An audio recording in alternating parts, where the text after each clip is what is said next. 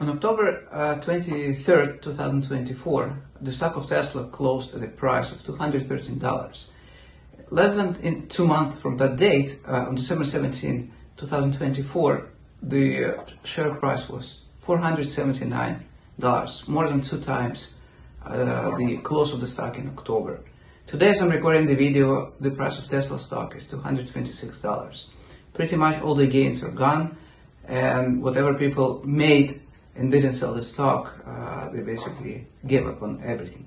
So why is this happening? So I did not analyze the Tesla stock. By the way, whatever I say today in this video should not be taken as an advice to buy or not to buy or to sell any given stock. It's just a general overview of what's happening.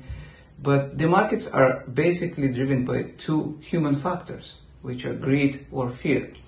So the moment the stock, or the price of real estate for that matter, goes up, people become greedy. So people who were seeing the stock price at $479 were saying, I wish I could have bought it at $400. But today, those people are fearful. And the same people who were willing to buy the stock at $400 are afraid to buy it to $26. And this is human. And everything we do is cycles.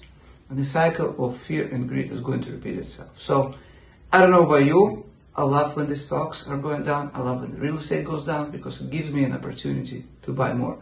So today I bought a little bit of shares of one company that was trading at $29, and I bought it today at $18.65.